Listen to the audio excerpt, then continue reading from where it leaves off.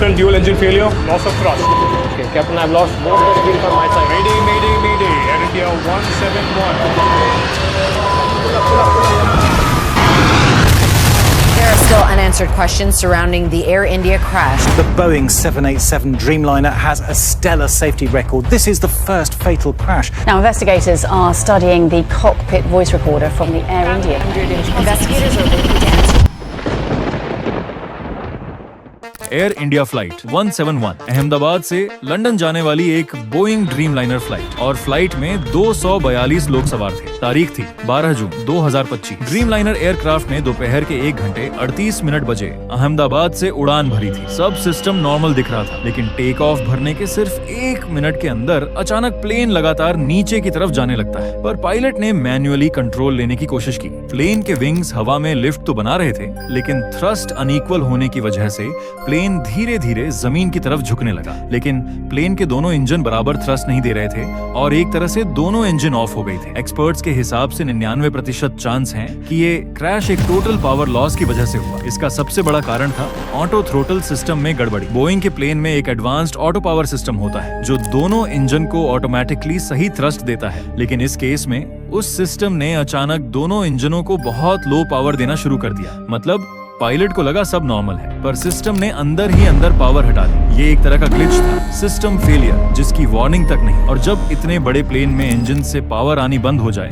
तो सिर्फ बैटरी से पूरे प्लेन की इलेक्ट्रिसिटी को संभालना नामुमकिन होता है। इसीलिए एक स्टेज पर प्लेन पूरी तरह ब्लैकआउट में चला गया और फिर इमरजेंसी में रैट खुला, जो कि आप इस वीडियो में एक छोटा सा डॉट जैसा देख सकते हो। और ये क्लिप देखिए, ये एक रैट की आवाज है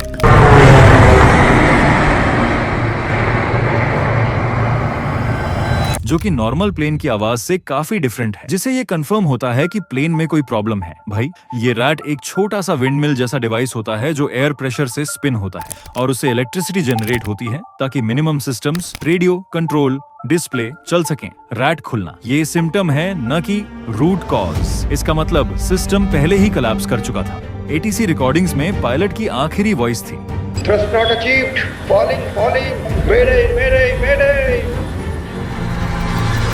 फिर एकदम साइलेंस और प्लेन एक मेडिकल हॉस्टल से टकरा गया। तेज आवाज, आग और फिर मलबा, और पूरे देश में मातम फैल गया। 241 की मौत हो गई और सिर्फ एक आदमी बचा, रमेश विश्वास कुमार, सीट 11A। और जहां प्लेन क्रैश हुआ वहां लगभग 20 लोगों की मौत हो गई। और एक इंटरेस्टिंग बात तो ये है कि भूमि चौहान नाम की लड़की उस दिन बहुत गुस्से में थी, क्योंकि अहमदाबाद एयरपोर्ट में जाते हुए वो ट्रैफिक में फंस गई। फ्लाइट बस 10 मिनट से मिस हो गई। लंदन जाने वाली वही एयर इंडिया की फ्लाइट 171 थी। तब उन्हें लगा कि उनकी किस्मत खराब है, लेकिन कुछ घंटे बाद जब उन्हें प्लेन क्रैश की खबर मिली तो समझ आया वो ट्रैफिक और वो गुस्सा असल में उनकी जिंदगी को बचा लिया। और अभी 2 ब्लैक बॉक्स मिलने के बाद लगभग 12 जुलाई को एक प्रॉपर रिपोर्ट आने वाली है। लास्ट 30 सेकंड की पायलट वॉइस, प्लेन की सब टेक्निकल जानकारी मिलेगी। और इसके अलावा पायलट थे सुमित सभरवाल का 8000 से ज्यादा फ्लाइंग एक्सपीरियंस था और वो बहुत ही एक्सपीरियंस पायलट। तो इस चीज की संभावना बहुत कम है कि पायलट से कोई छोटी सी गलती हो। बोइंग की जिस फैक्ट्री में ये प्लेन्स बन रहे थे, उस फैक्ट्री के वर्कर्स से जब अंडर कवर जाकर पूछा गया क्या आप इस प्लेन में कभी ट्रैवल करना चाहोगे, तो उन्होंने साफ इनकार कर दिया। We go behind closed doors onto the factory floor to reveal a world Boeing keeps secret. I want to fly one of these planes because I see the quality going down around here.